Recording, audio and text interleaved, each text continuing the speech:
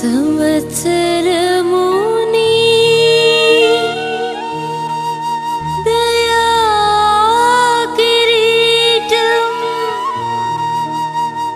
ధరించుకొనుచున్నది యేసయ్యా, ధరించుకొనుచున్నది.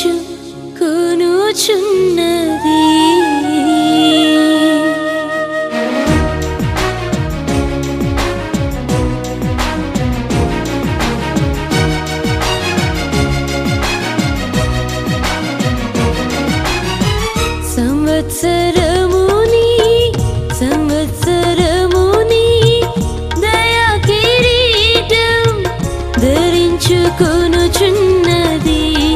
నా యేసయ్యా, ధరించుకొనుచున్నది. నీ కృప నా ఎడల, నీ కృప నా ఎడల నూతన పడుచున్నది నా యేసయ్యా, నూతన పడుచున్నది.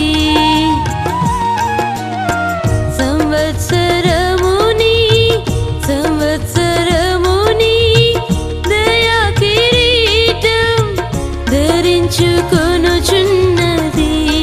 నా యేసయ్యా, ధరించుకొనుచున్నది.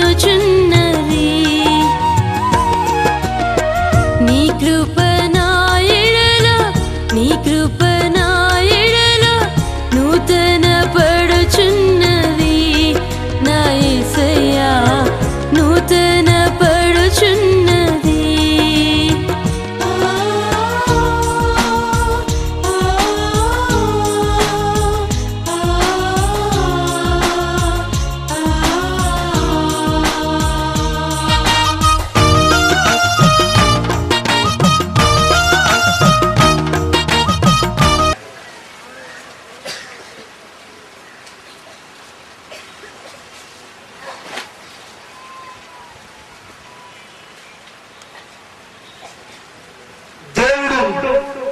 తన ప్రజలకు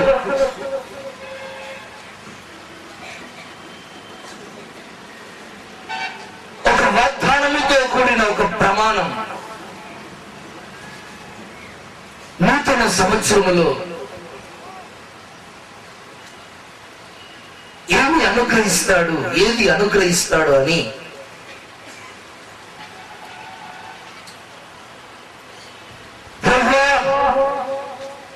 నీ సముఖములే నేను మోకరించాను నీ ప్రజల పక్షాన. నీ ప్రజలకు నేనేం చెప్పాలి ప్రభు అని ప్రార్థన చేసినప్పుడు ప్రభు ఒక వాగ్దానముతో కూడిన వాక్య భాగాన్ని దేవుడు నాకు చూపించాడు.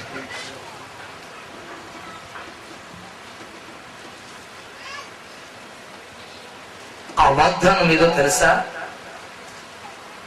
ఈ సంవత్సరం యావత్తు ఆది మొదలుకొని అంతం వరకు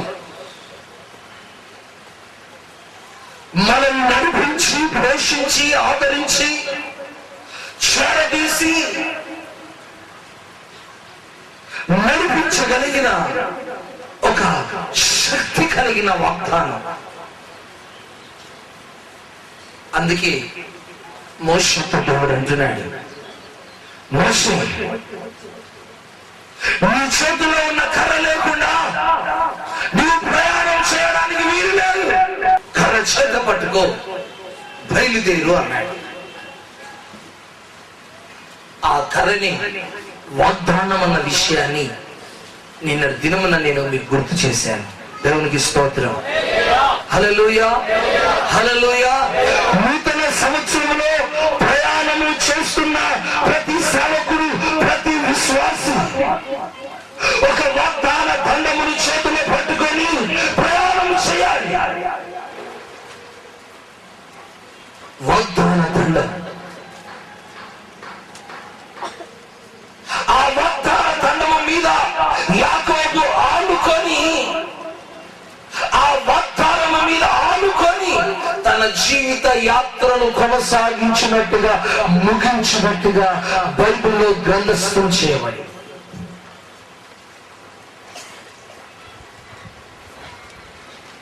మన పితరులను వాగ్దానం చేత నడిపించిన దేవుడు మన పితరులను వాగ్దానం చేసి వాగ్దానపూర్వకమైన కానాను దేశానికి చేర్చిన దేవుడు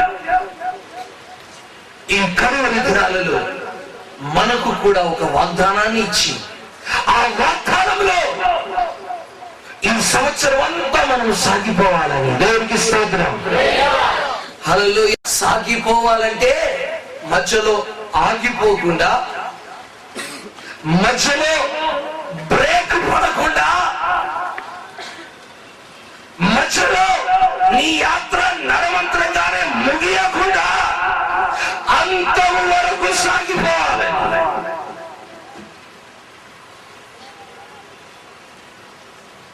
సర్వ సృష్టిని పరిపాలిస్తున్న ఆ సర్వోన్నతుడైన దేవుడు ఒక వాగ్దానాన్ని దేవుడు మనకు అనుగ్రహించాడు. దేవునికి స్తోత్రం. హల్లెలూయా.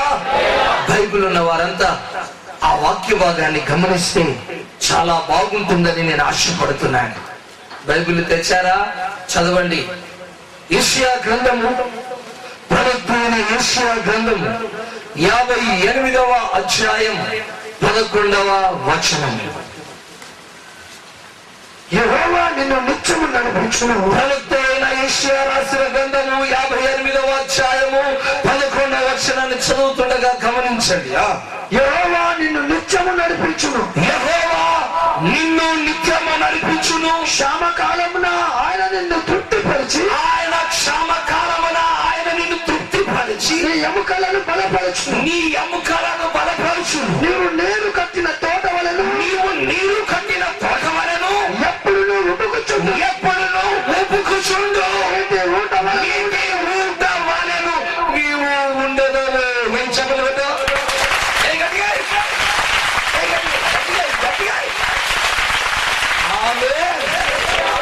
మూతులు చేతులు ఎందుకు అంకరం పోతాయి అనుకున్నారు? పాట పాడక, చప్పట్లు కొట్టక, స్తోత్రాలు చెప్పగానే అంకరం పోతాయి. అర్థమైందా? అది మర్మం. మిమ్మల్ని కొడితే ఏదో నాకు ఘనత వస్తుంది కాదు, మీకు ఆరోగ్యం వస్తుంది, దేవునికి మహిమ వస్తుంది. అది మర్మం. అయిందా? దేవునికి స్తోత్రం చెప్పాలి గట్టిగా. హల్లెలూయా, హల్లెలూయా, హల్లెలూయా. చదవండి లేఖన భాగాన్ని ఒకసారి మనం గమనిస్తే పరిశుద్ధాత్మ దేవుడు మన రక్షకుడైన మన ప్రభువైన యేసుక్రీస్తుల వారు ఒక వాగ్దానముతో కూడిన, ప్రమాణముతో కూడిన ఒక వాగ్దానాన్ని తన ప్రజలమైన మనకు దేవుడు అనుగ్రహిస్తున్నాడు. ఈ రోజుల్లో చాలా మంది క్రైస్తవులకు వాగ్దానం లేదు. ఈ వాగ్దానాన్ని తీసుకునే వారు చాలా మందిరాల్లో ఏలో తీసుకుంటారు తెలుసా? లక్కీ లాటరీగా తీసుకుంటారు. లక్కీ లాటరీ అంటే లక్కీ లాటరీ, లక్కీ లాటరీ చూసుకొని మంచి వాగ్దానం వచ్చిందంటే లక్ అనుకుంటారు. రాలేదనుకోండి, నాకు లక్ లేదనుకుంటే. కానీ దేవుని సముఖంలో 7 దినాలు ఉపవాసం ఉండి గడుపుతున్న దేవుని ప్రజలారా, దేవుడు మీకు ఈ రోజు ఇచ్చే వాగ్దానం ఏం తెలుసా? అది భాగ్యమైన వాగ్దానం. ఆమేన్. చెప్పండి గట్టిగా. హల్లెలూయా. అది పేపర్ మీద, కార్డు మీద ఉండిపోయే వాగ్దానం కాదు. నిశ్చయముగా నీ బ్రతుకులో, నీ జీవితంలో, నీ కుటుంబంలో అది 100% నెరవేరబడే వాగ్దానం. అది దేవునికి స్తోత్రం. ఆమేన్ అనండి గట్టిగా. ఆమేన్. అలానే ఈ వాగ్దానం అందరి పట్ల దేవుడు నెరవేర్చును గాక. అయితే ఈ వాగ్దానంలో ఉండి ప్రభు మనతో మాట్లాడుతున్నాడు. ఏమంటుంది తెలుసా? యెహోవా నిన్ను నిత్యము నడిపించును. నిన్ను నిత్యము నడిపించును. ఆమేన్. ఇంతేనా? ఇదే సౌండా? యెహోవా నన్ను నిత్యము నడిపించును, నడిపించును, నడిపించును. నన్ను నిత్యము, ప్రతి క్షణము, ప్రతిరోజు, ప్రతి గంట, ప్రతి రాత్రి ఆయన నన్ను నడిపించును. ఉన్న సర్పించు రమ్మనండి అత్తడే. నేను అంటాను మీ ఊర్లో ఉన్న ఎమ్మెల్యేని రమ్మని మీతో వస్తాడేమో. ఉద్యోగం చేసే వాళ్ళ వినండి, మీ మేనేజర్ని రమ్మనండి మీతో వస్తాడేమో, మీతో కూర్చుంటాడేమో, రమ్మంటే వస్తాడేమో. మీతో నడుమనండి, మీతో తినమనండి, మీతో తిరుగుమనండి, ఫీల్ అవుతాడు అతడు. కానీ మట్టి గట్టలమైన మనల్ని మన దేవుడు ఎంతో ప్రేమిస్తున్నాడు కనుక ఆ సర్వశక్తి కలిగిన దేవుడు మనతో నడవాలని ఆశపడుతున్నాడు.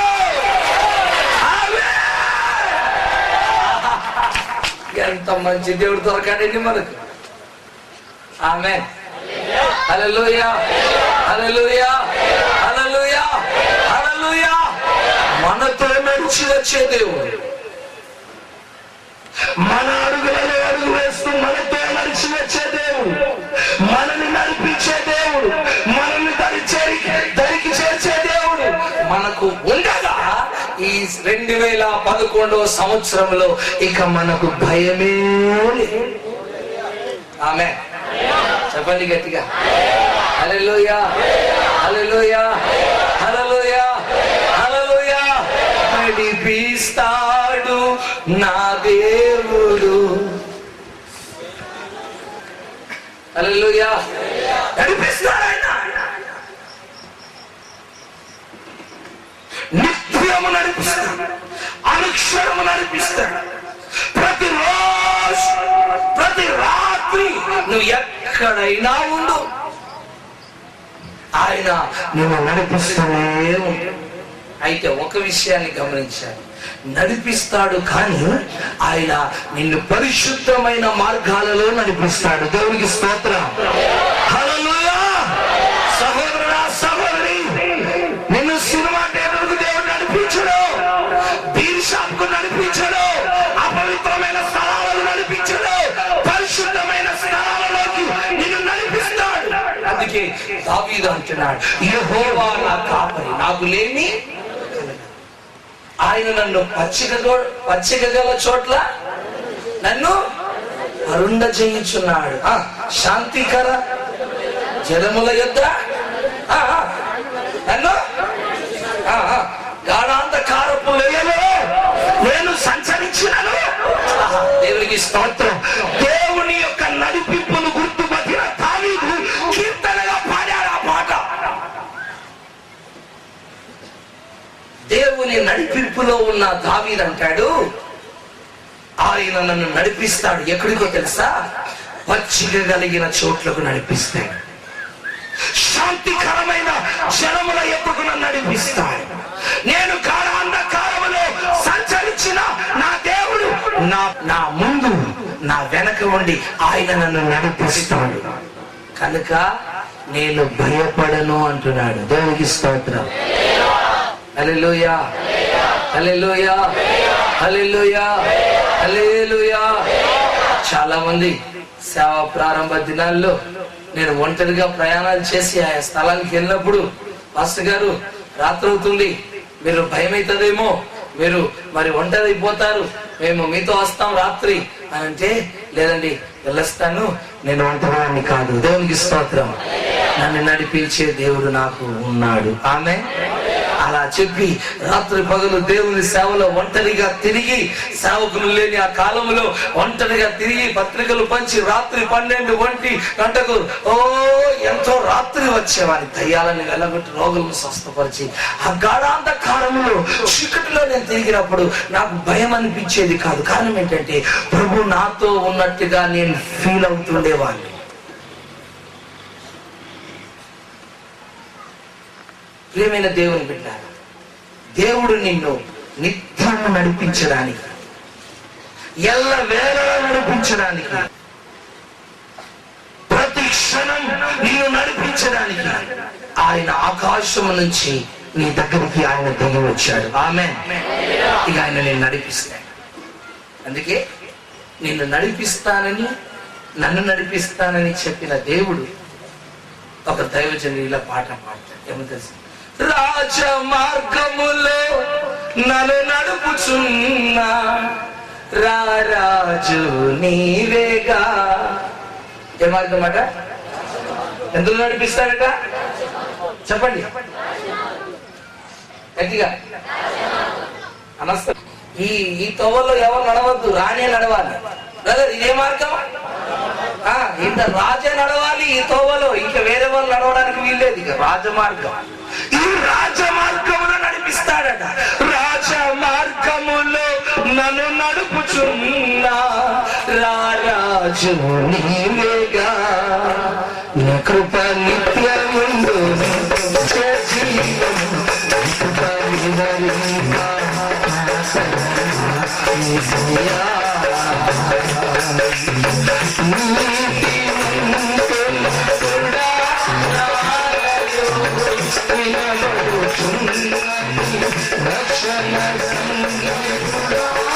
రాజమార్గాల్లో దేవుడు మనల్ని నడిపిస్తాడు.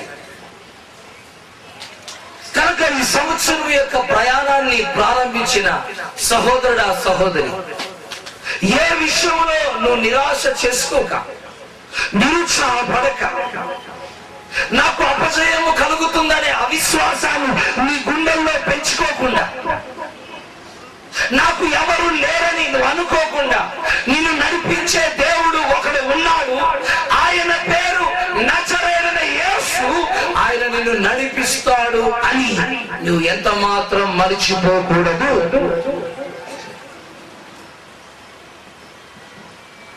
ఆమేన్, ఆమేన్, ఆమేన్. హల్లెలూయా, హల్లెలూయా, హల్లెలూయా, హల్లెలూయా. ఆ మధ్యలో నేను ఊటికి వెళ్ళాను. ఒక దైవజనుడు, గొప్ప దైవజనుడు తీసుకుని వెళ్తే ఆయన మమ్మల్ని ఊటీలో తర్వాత చూడవలసిన సౌందర్యమైన ప్రాంతాలకు అన్నిటికీ మమ్మల్ని నడిపించుకుంటూ తీసుకుని వెళ్తున్నాడు. అలా 7 దినాలు 5-6 దినాలు నడిపించుకుంటూ ఆ ఊటీ, కోయంబత్తూరు, కేరళ, సముద్రం, ఆ షిప్ యార్డ్ అవన్నీ చూస్తూ ఆయన మమ్మల్ని నడిపించుకుంటూ తీసుకుంటూ వెళ్తున్నాడండి. ఆయన మమ్మల్ని ఎన్ని దినాలు తనతో ఉంచుకొని తనతో నడిపించాడో మాకు ఏ కొదవ లేదండి, ఏ కొదవ లేదండి. తినగలిగినంత ఆహారం, టిఫిన్, సరికేనా, పలహారాలు, బజ్జీలు, టీలు, కాఫీలు, అబ్బబ్బబ్బా, పండుకోవడానికి లాడ్జి, మంచి బెడ్రూమ్, దానికి ఏసీ. మళ్ళా దేవునికి స్తోత్రం. నేను సేవలో మొట్టమొదటిసారిగా లాడ్జీలో ఉన్నది ఎక్కడో తెలుసా? కోయంబత్తూరు ఏసీ లాడ్జీలోనే ఉన్నాను. అది 5 స్టార్ లాడ్జీ. దేవునికి స్తోత్రం. హల్లెలూయా, హల్లెలూయా, హల్లెలూయా. అన్ని అంటే నేను అనుకున్నాను, ఈ దైవజనుని యొక్క నడిపింపులో ఈ 6 దినాలు సాగిపోయిన, ఆయన పెద్ద దైవజనుడు, చాలా పెద్ద దైవం, ఆయన నడిపింపులో సాగిపోతున్న మేము ఈ 6 దినాలు ఈయనతో ఉంటే అసలు మాకు కష్టమే తెలియలేదే, బాధే తెలియలేదే, ఆయాసమే తెలియలేదే, మమ్మల్ని ఒక అడుగు కూడా కింద పెట్టనియలేదే. ఆహా, ఈయనతోనే నడిస్తే ఇంత ఆనందం అయితే యేసుతో నడిస్తే ఇంకెంత ఆనందం, యేసుతో ఉంటే ఇంకెంత సౌకర్యం, అది వర్ణించలేని సౌకర్యం, ఆనందం. కనుక దేవుని బిడ్డలారా, దేవుని ప్రజలారా, మీరు ఎప్పుడు ఒంటరి వారని ఫీల్ కాకండి. ఆమేన్, హల్లెలూయా. చెప్పండి, మీ ముందు ఎవరున్నారు? యేసు. గట్టిగా, ఎవరున్నారు? పక్కన ఎవరున్నారు? వెనక ఎవరున్నారు? నీ చుట్టూ ఎవరున్నారు? ఆయన ఉండి నేను నడిపిస్తాను. ఆమేన్, హల్లెలూయా, హల్లెలూయా, హల్లెలూయా, హల్లెలూయా. ఎలా నడిపిస్తాడు తెలుసా? ఎలా నడిపిస్తాడు తెలుసా? ఒక వాక్యం చెప్తాను, ఒక చక్కటి వాక్యం చెప్తాను. మీ మనసు అంతా ఎక్కడ అండాల మీద ఉందా, గిన్నెల మీద ఉందా నాకు తెలియదు కానీ, ఆమేన్. ఈరోజు మీకు అన్నం పెడతాను అనుకుంటున్నారా? ఆమేన్. రాత్రి వాసన వచ్చింది, పాపం నిద్రపోలేదు. దూరం వండుదామంటేనేమో స్థలం లేదు. రాత్రి వాసనతోనే ఉపవాసం అయిపోయింది కొంతమందిది. ఆమేన్, హల్లెలూయా, హల్లెలూయా, హల్లెలూయా. గమనించండి, ఆయన ఎలా నడిపిస్తాడో తెలుసా? ఒక ద్వితీయోపదేశ కాండంలో రాయబడింది, చదవండి. ద్వితీయోపదేశ కాండము 30 2వ అధ్యాయము 11వ వచనాన్ని దయచేసి చదవండి. గట్టిగా హల్లెలూయా, హల్లెలూయా. ఆ వాక్యాన్ని చదువుతుండగా గమనించండి. పక్షిరాజు తన గూడు రేపి తన పిల్లల పైన అల్లాడుచు రెక్కలు చాపుకొని వాటిని పట్టుకొని తన రెక్కల మీద వాటిని పక్షిరాజు తన గూడు, తన పిల్లలు ఎగరక ముందే ఆ గూడుని ఏం చేస్తుంది తెలుసండి? ఒక్కొక్క పుల్లను, ఆ గడ్డిని మెల్లమెల్లగా ఆ గూడును విచ్ఛిన్నం చేస్తుంది, గూడు లేకుండా చేస్తుంది. అందులో పిల్లలు ఉన్నాయి, పక్షిరాజు యొక్క పిల్లలు ఉన్నాయి. వాటికి ఇంకా ఎగరడం రాలేదు. ఈ పక్షిరాజు వాటికి ఎగరడము నేర్పాలని చేసి ఆ గూడును చెరిపేసి ఆ పక్షులను గాల్లో, ఆ పిల్లలను గాల్లో విడిచిపెడుతుంది. అలా గాల్లో విడిచిపెట్టిన తర్వాత అవి ఏం చేసాయి తెలుసా? అప్పటిదాకా ముడుచుకున్న రెక్కలు చచ్చిపోతామన్న భయముతోని విప్పడం, ఆ భయానికి విప్పడం ప్రారంభిస్తాయి. దేవునికి స్తోత్రం. వెంటనే విప్పడమే కాదు, ఇట్లా ఇట్లా ఇట్లా అనడం ప్రారంభిస్తాయి. దేవునికి స్తోత్రం. అయినా ఇట్లా ఇట్లా అన్న ఫస్ట్ టైం కదా, ఈత రాదు కదా, ఎగరం రాదు కదా, కింద పడిపోతూ ఉంటే ఆ తల్లి అయిన పక్షిరాజు తెలుసా మళ్ళా కిందికి వచ్చి అది కింద పడక ముందే తన రెక్క మీద మోస్తుందట. దేవునికి స్తోత్రం. హల్లెలూయా. అలానే మళ్ళీ పైకి తీసుకెళ్ళి మళ్ళా కింద పడేస్తుంది, మళ్ళీ కొట్టుకుంటుంది, మళ్ళీ వచ్చి ఆ పక్షి రెక్క అలా రెక్క మీద మోసుకుంటూ తీసుకొని దానికి ఎగరడం అలా నేర్పుతుంది పక్షిరాజు. పుట్టగానే ఎగరడం రాదు, యేసు ప్రభు నమ్మగానే పెద్దకొస్తా అనుభవం రాదు, అది టైం పడుతుంది. ఆమేన్. హల్లెలూయా, హల్లెలూయా, హల్లెలూయా, హల్లెలూయా. అలా ఆ పక్షిరాజు ఆ పిల్లలకు ఎగరడం నేర్పిస్తుందట. చూడండి, అవి కింద పడిపోకుండా ఆ పక్షిరాజు తన రెక్కల మీద పిల్లల్ని మోస్తుందట అని చెప్పి ఏమంటుంది తెలుసా? పక్షిరాజు తన పిల్లలను రెక్కల మీద మోయనట్లు నేను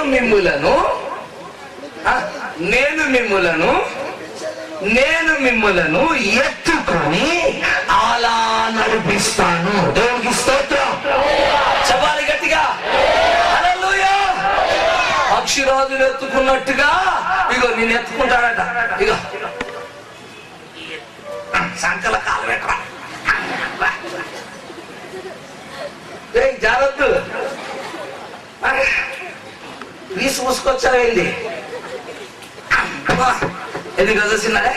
ఇట్లా ఎత్తుకొని దేవునికి స్తోత్రం నడిపిస్తాడట. ఆమేన్. హల్లెలూయా. ఇట్లా ఎత్తుకుంటాడట, నువ్వు ఎత్తుకుంటాడట. ఇక్కడ దేవునికి స్తోత్రం. వాడు అస్సలు దిగుతలే, వానికి టేస్ట్ దొరికిపోయింది. ఆమేన్. అలా కాళ్ళకు నొప్పి తగ్గిపోయిందిరా, హాయిగా ఉంది. ఇన్ని రోజులు నాకు పేతముల తిరిగి తిరిగి తిరిగి నా కాళ్ళు పాతలు ఉంటున్నాయి. ఈ రోజు అయ్యగారు నన్ను ఎత్తుకున్నాడు, ఎంత బాగుందో. దేవునికి స్తోత్రం. హల్లెలూయా.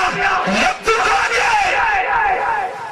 ప్రియమైన దేవుని బిడ్డలారా, నిన్ను నన్ను ఎత్తుకొని.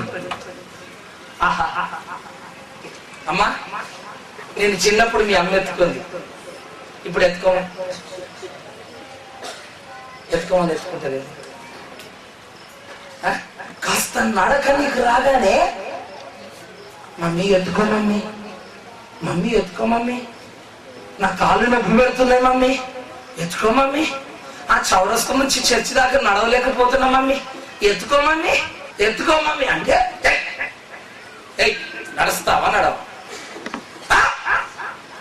అని వాళ్ళ చెంప మీద లట పట నాలుగు కొట్టి ఆమె ఆ నడవకపోతే కుక్క లాగినట్టుగా లాగి మందిరంగులు తీసుకెళ్ళి గడ్డిలో వాడేసి అడుగు సార్ ఎత్తుకోవాలండి. ఏ బాస్ గారు వీడింకా చిన్నాడా, ఈయన ఎత్తుకోవాలట. అలా కసిరించుకుంటాం. కానీ మన ప్రభు అయిన యేసుక్రీస్తుల వారు ఆమేన్. ఆహా, పక్షి తన పిల్లలను మోసిన రీతిగా తన చంకలో నన్ను ఎత్తుకొని, ఆ మాట కూడా యెషయా గ్రంథంలో ఉంది, నిన్ను చంకనెత్తుకొని వాడను నేనే. నిన్ను చంకనెత్తుకొని వాడను. చదవాలి ఆ మాట. నిన్ను ఇటు చూడండి, చదువు. నిన్ను శంఖ ఎత్తుకొని వాడను నేనే. ఆమేన్. హల్లెలూయా, హల్లెలూయా, హల్లెలూయా. నిన్ను చంకనెత్తుకొని వాడను నేనే. ఏమొస్తున్నావా? యేసయ్య నిన్ను ఎత్తుకుంటాడట. అమ్మో అమ్మా, సంతోషం ఉన్నావా? ఎత్తుకుంటాడటమ్మా. నువ్వు ఎన్ని క్వింటాలు ఉన్నావో ఆయనకి ఎన్ని క్వింటాలు ఉన్నా బాధ లేదు, ఎన్ని టన్నులున్నా బ్రదరా నీ కడుపు ఎంత పెరిగినా బాధ లేదు. ఆయనకు నువ్వు బరువేం కాదు. అర్థమైందా? నువ్వు బరువేం కాదు, నీవు నేను బరువేం కాదు. ప్రపంచాన్ని మోస్తున్న దేవుడు, ప్రపంచాన్ని మోస్తున్న దేవుడు నేను చంకన ఎత్తుకొని. ఆమె జారిపోతాడు చూడు. ఎటు పోతావురా? సినిమాకి పోతావురా? గట్టిగా పట్టుకో మరి. ఆమేన్. హల్లెలూయా, హల్లెలూయా. ఇక వీడు నాతో, నేను వానితో. మన బంధము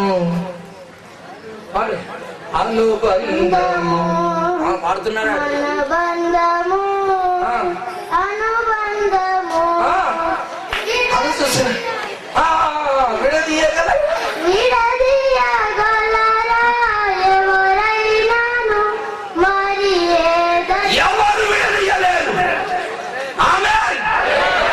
గట్టిగా అట్లా చూద్దామని చేయవలసిన వాడు దిగడే. దేవునికి స్తోత్రం, దేవునికి స్తోత్రం, దేవునికి స్తోత్రం. ఇక నీకేం బాధ? ప్రమాణం చేస్తున్నాడు. ఆమేన్. కనుక నువ్వు ఏ విషయంలో దిగులు పడక, భయపడక, ధైర్యంగా నీ యాత్రను కొనసాగించు. ఆమేన్. చెప్పండి గట్టిగా. హల్లెలూయా, హల్లెలూయా. సరే, ఎత్తుకున్న తర్వాత ఏమన్నాడు తెలుసా? ఇదేమన్నాడు తెలుసా? ఎత్తుకున్న తర్వాత ఏమన్నా తెలుసా? ఏమన్నా తెలుసా? ప్రభువా, నన్ను ఎత్తుకొని ఎక్కడికి ఉండబోతావు అన్నాడు. ఎక్కడికి తీసుకుపోతావు ప్రభా అన్నాడు. నన్ను ఎత్తుకున్నావు కదా, నువ్వు ఏడికి తీసుకుపోతావు ప్రభా అని నేను అడిగితే, అప్పుడు దేవుడు ఏమన్నాడు తెలుసా? చదవండి. దేవునికి స్తోత్రం.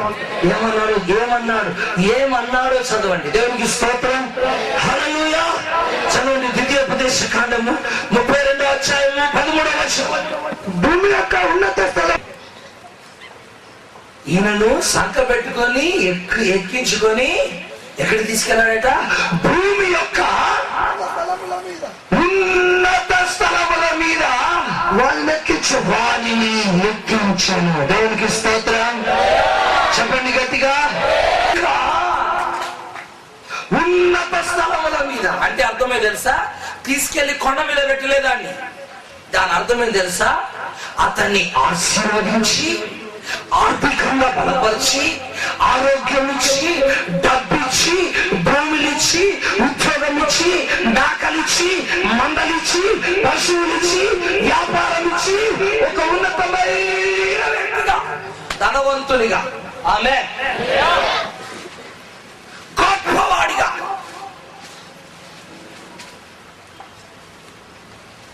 ఆమె హల్లెలూయా. మిమ్మల్ని సాధారణంగా అడిగితే మీ ఊర్లో ధనవంతుడు ఎవరంటే టక్మని చెప్తారు. నిర్మల ధనవంతులు ఎవరంటే టక్మని చెప్తారు. ఎందుకు? వాళ్ళు నిర్మలలో అందరికంటే పైన ఉన్నారు కాబట్టి వాళ్ళ పేరు గుర్తుంది, వాళ్ళ పేరు చెప్పగలిగారు. దేవుడు అంటాడు, నిన్ను కూడా అందరూ గుర్తించినట్లుగా ప్రజలందరి ముందు, జనులందరి ముందు ఉన్నత స్థలములో నేను నిన్ను ఎక్కిస్తాను. దేవునికి స్తోత్రం. హల్లెలూయా. నీ ఉద్యోగంలో నిన్ను హెచ్చిస్తాను, నీ వ్యాపారంలో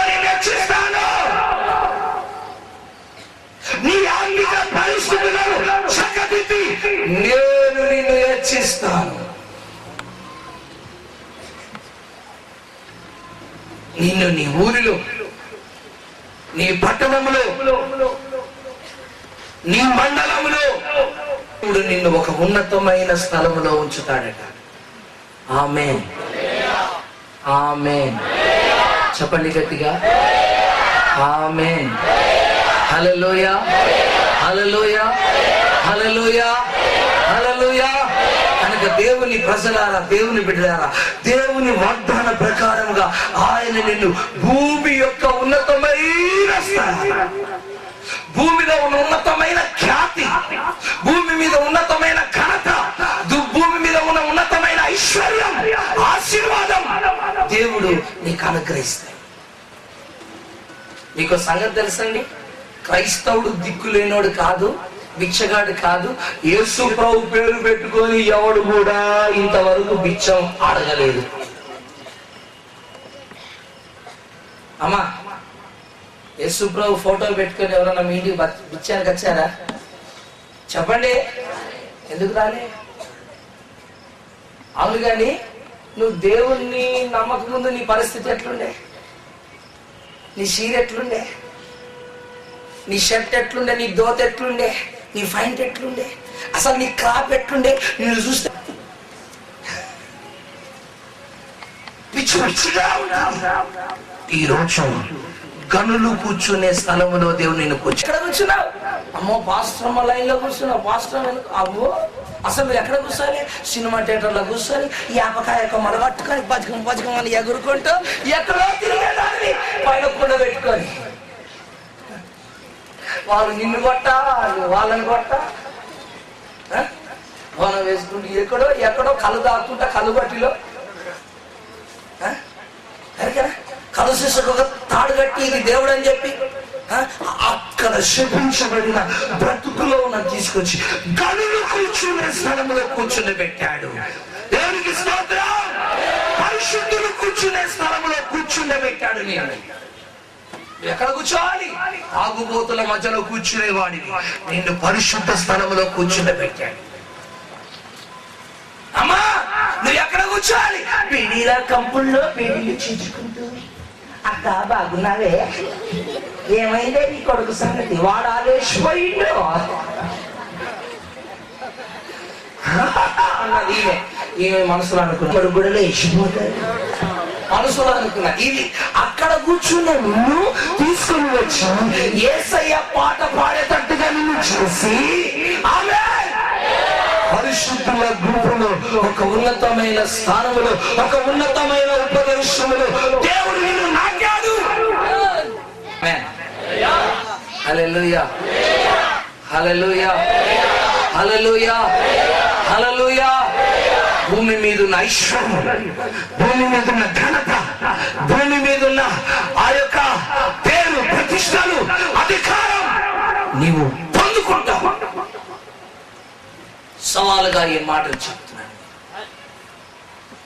ఆమేన్, ఆమేన్. హల్లెలూయా, హల్లెలూయా, హల్లెలూయా, హల్లెలూయా, హల్లెలూయా. నీ గ్రామంలో అందరి ఎదుట దేవుడు నిన్ను హెచ్చిస్తాడు. ఇప్పటికీ చాలా మందిని హెచ్చించారు. వాళ్ళు అంటున్నారు, గ్రామస్తులు అంటున్నారు, అబ్బా మేమెయ్యని బట్టలు మీరేలా ఎత్తున్నారండి. ఆమేన్, హల్లెలూయా. గ్రామంలో ఉన్న మన ఎస్సీ పిల్లలకు వారు మందిరానికి వాళ్ళ బట్టలు వేసుకొని వస్తుంటే ఈ రెడ్డి కేస్ట్ పిల్లలకు అసూయపడి, అబ్బో ఈ బట్టలు ఎక్కడియే. ఆమేన్, ఆమేన్, హల్లెలూయా. అరే అరే బాగా మీరు చూస్తూ ఇట్లా అయిపోతున్నారు. అవును, ఆ ఉన్నతమైన ఉన్న ఆ ఉన్నత స్థలంలో ఉన్న దేవుడు తన ప్రజలను హెచ్చించువాడు. ఆమేన్. కనుక ఆయన నిన్ను ఎత్తుకొని ఒక ఉన్నతమైన స్థలానికి భూమి మీద తీసుకుని వెళ్తాడు. ఏ కొలవ నీకుండదు, ఏ కొరత నీకుండదు, ఏ సమస్య నీకుండదు. నీటిలో సమృద్ధి అయిన ఆశీర్వాదం, క్షేమం, సమాధానం, నెమ్మది, ఐశ్వర్యం, ఇతరులకు ఇవ్వగలిగిన సామర్థ్యం. అలా అలా నీ కుటుంబాన్ని మారుస్తాయి. ప్రవచనంగా ఈ మాటలు మీకు చెప్తున్నాను. ఇది జోక్ కాదు, సీరియస్ గా మీరు తీసుకోండి. ప్రతి మాట ప్రభు మీతో మాట్లాడుతున్నాడు. ప్రభు మిమ్మల్ని నిశ్చయముగా మీ స్థలాలలో, గృహాల్లో, పట్టణాల్లో ఆయన హెచ్చించబోతున్నాడు. ఆమేన్, ఆమేన్, హల్లెలూయా. ఇప్పటికే హెచ్చించాడు, ఇంకా మిమ్మల్ని దేవుడు అలా హెచ్చించను కాక. ఇంకేం చేస్తాడు? ఆయన ఎత్తుకొని ఉన్నత స్థలానికి తీసుకొని వెళ్ళడం కాదండి. ఏం చేస్తారు తెలుసా? పొలముల పంట వానికి తినిపించి అవన్నీ ఇస్తాడట. ఇంకా ఆ కింది వాక్యాలన్నీ కూడా మీరు చక్కగా చదువుకోవాలి. దేవునికి స్తోత్రం. చదవండి కీర్తన భాగము 78:13. నేను త్వరగా ముగించాలి. త్వర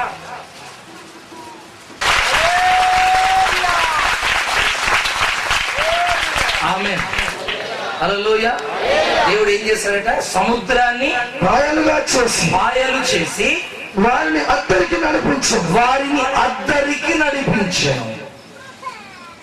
ఎత్తుకొని ఉన్నత స్థలానికి తీసుకుని వెళ్ళిన దేవుడు ఆయన అంటున్నాడు, నీకు ఆటంకంగా ఉన్న సముద్రం నీకు సమస్యలు చేస్తాడు. ఆమేన్, హల్లెలూయా, హల్లెలూయా. కనుక ధైర్యంగా నీ యాత్రను కొనసాగించు.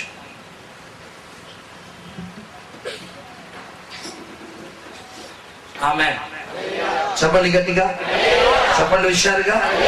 హల్లెలూయా, హల్లెలూయా. ఇంకా ఆ యెషయా గ్రంథం 58వ అధ్యాయం 11వ వచనములో రెండో భాగాన్ని చూస్తే, రెండో భాగాన్ని శ్యామకాలమున ఆయన నిన్ను తృప్తిపరిచి, ఆయన నిన్ను కరువు మన పితరులను తృప్తిపరిచిన దేవుడు నిన్ను తృప్తిపరిచి నీ ఎముకలను బలపరిచి నీవు నీరు కట్టిన కోట వలను ఎప్పుడు ఉబుకుచుండు నీటి ఊట వలన ఉండలేవు. పూర్వకాలము ఎట్లా ఏమన్నాడండి? ఏమన్నాడు? నువ్వు నీరు కట్టిన తోట వలెను ఎప్పుడు ఉబుకుచుండు నీటి ఊట వలన ఉండలేవు. చాలు. మొదటిగా గమనించండి, దేవుడు అంటున్నాడు నీవు నీరు కట్టిన తోట వలె ఉంటావట. బ్రదర్, అమ్మా నాతో అనండి, నేను నీరు కట్టిన తోట వలె ఉంటాను. ఎట్లుంటావు? మీరంతా వ్యవసాయం చేసేవాళ్ళు కదండి అమ్మా, మీరంతా వ్యవసాయం చేసేవాళ్ళు. మీ ఇంట్లో పూల చెట్టు, ఆ చెట్టు, ఈ చెట్టు, మొత్తానికి ఏవో ఉన్నాయి కదా. మొత్తానికి నీరు కట్టిన తోట ఎలా ఉంటుంది? మీ ఇంట్లో నీళ్లు పోసిన పూల తోట, నీళ్లు పోయని పొలం తోట, పూలు ఎలా ఉంటాయి? అది మీకు బాగా తెలుసు. ఎలా ఉంటాయి అంటే మనలా ఉంటాయి. ఎట్లా ఉంటాయి? మనం 7 దినాల నుంచి కడుపులో నీళ్లు వస్తలేము.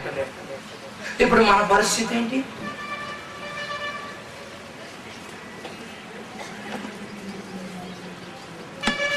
వచ్చేటప్పుడు ఇట్లా వచ్చారు, పోయేటప్పుడేమో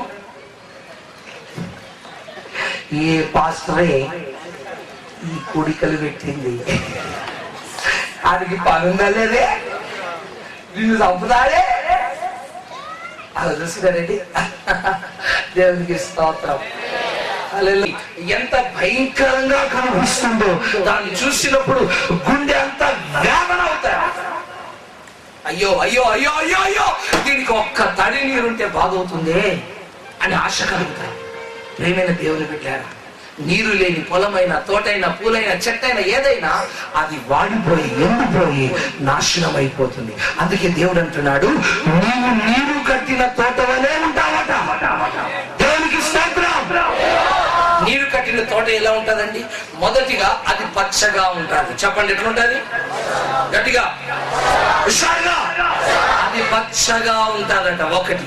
రెండోది, నీరు కట్టిన తోట, ఆ పచ్చగా ఉన్న చెట్టు పూలు పూస్తాయి. దేవునికి స్తోత్రం. ఇది రెండవ అనుభవం. మూడోది, నీరు కట్టిన తోట అది పచ్చగా పూతతోనే కాకుండా అది పండ్లు కలిగిన చెట్టుగా ఉంటుంది. దేవునికి స్తోత్రం. అంటే నీరు కట్టబడిన తోటకు ఆకులు పచ్చగా ఉంటాయి, దానికి పూలు ఉంటాయి, మూడవదిగా దానికి పండ్లు ఉంటాయి. దేవునికి స్తోత్రం. చెప్పండి గట్టిగా హల్లెలూయా, హల్లెలూయా. అంటే నువ్వు ఎలా ఉంటావు, నీ కుటుంబం ఎలా ఉంటుంది, నీ పిల్లలు ఎలా ఉంటారు? మీరు ఎందుకో తెలుసా, నిన్ను ఎత్తుకొని నడిపిస్తున్నవాడు, ఆ జీవజలమైన ఊట అయిన యేసు నిన్ను ఎత్తుకొని నడిపిస్తున్నవాడు. ఊట ఎక్కడ ఉందో అక్కడికి నేను నడిపిస్తాను. దేవునికి స్తోత్రం. హల్లెలూయా. ఎక్కడికి నడిపించాడు ఏలియాను? పారుతున్న వాగు, కేరేతు వాగు దగ్గరికి వెళ్ళి అక్కడ ఉంటున్నాడు. నీటి ఊట దగ్గరికి పంపించాడు. ఏలియాను ఎక్కడికి పంపించాడు? ఎక్కడైతే పిండి ఉడుకుతుందో, నూనె పచ్చగా ఉంటుందో నీ కుటుంబం అలా పచ్చగా ఉంటుంది. రోగాలతో వాడిపోదు, దగ్గులతో, జ్వరాలతో, టీబీ రోగాలతో, ఎయిడ్స్ రోగాలతో, భయంకరమైన వ్యాధులతో నీ కుటుంబం వాడిపోదు. కొంతమందికి ఎప్పుడు చూడండి, ఇంటికి డాక్టర్ ఉంటాడు. ఇంటికి డాక్టర్. ఏం డాక్టర్ అయ్యా అంటే మా ఇంటి డాక్టర్. అంటే ఇంటి వాళ్ళకి ఎప్పుడు రోగాలు వస్తాయి.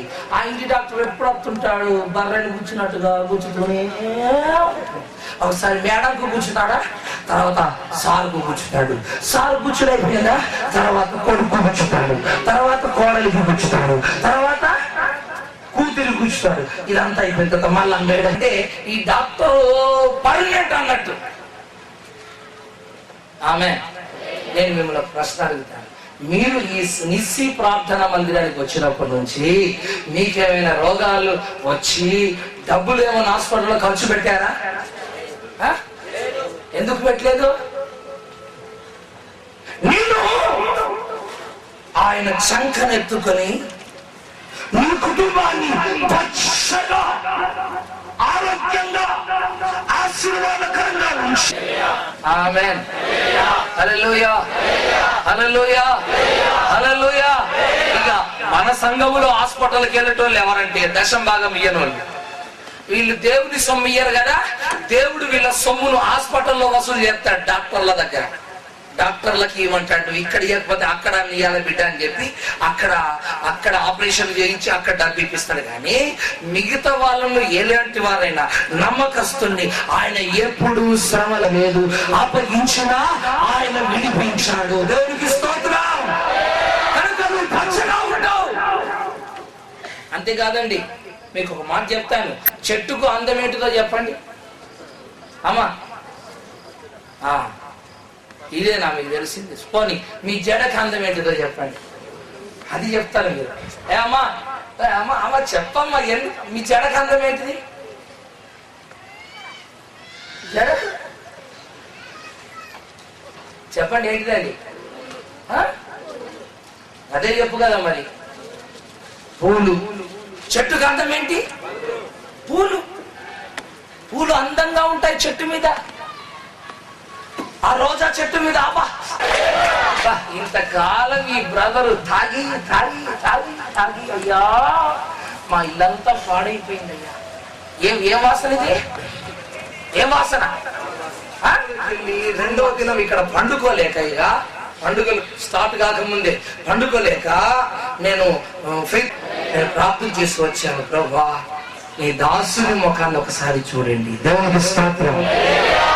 నేను దీనుడనై అడుగుతున్నానయ్యా, ఈ 7 దినాలు మాకు ఊపుకోవాలయ్యా మేము అన్నాను. దేవునికి స్తోత్రం. అందుకే నా రూమ్ లో పూలు చూడండి. దేవునికి స్తోత్రం. పుక్కునేటట్టుగా చలిని తీసేసి ఒక వెచ్చదనాన్ని కలుగజేశాడు. అది నా జ్ఞాపకం వచ్చి అరగంట ఏడ్చాను. ప్రభువా, నా మొర వినుటకు నేనే పాటి వాడను.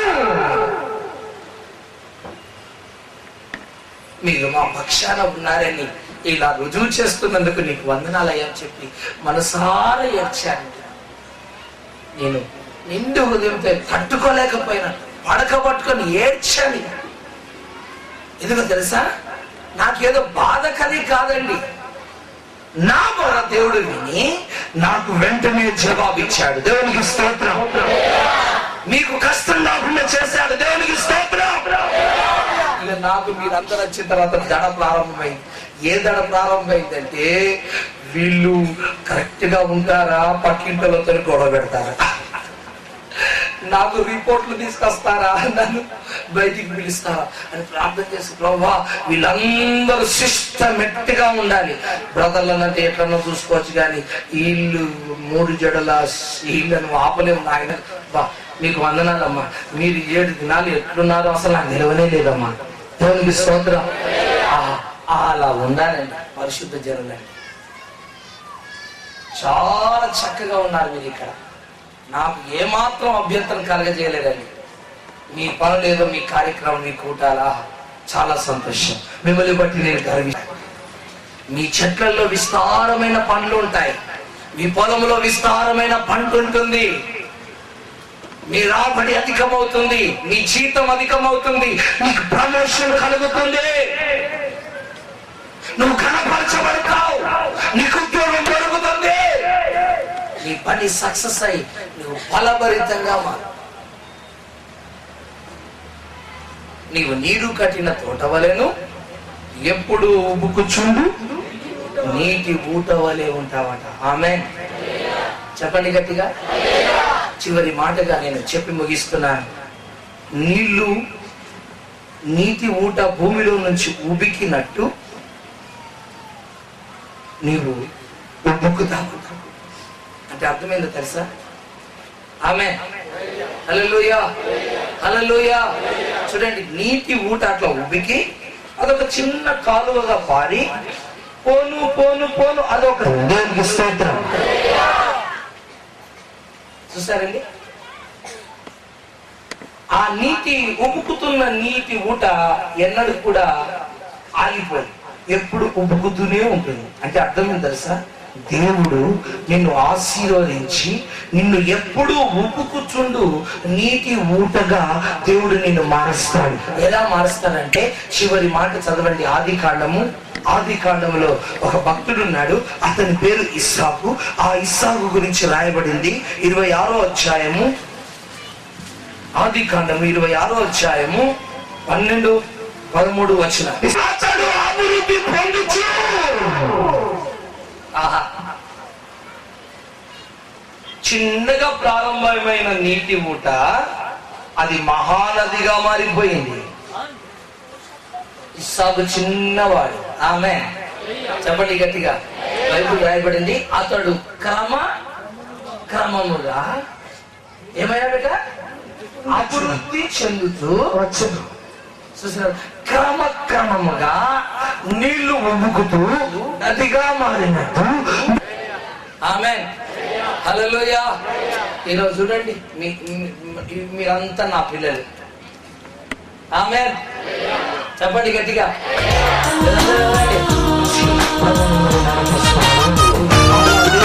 నడిపించుగాక.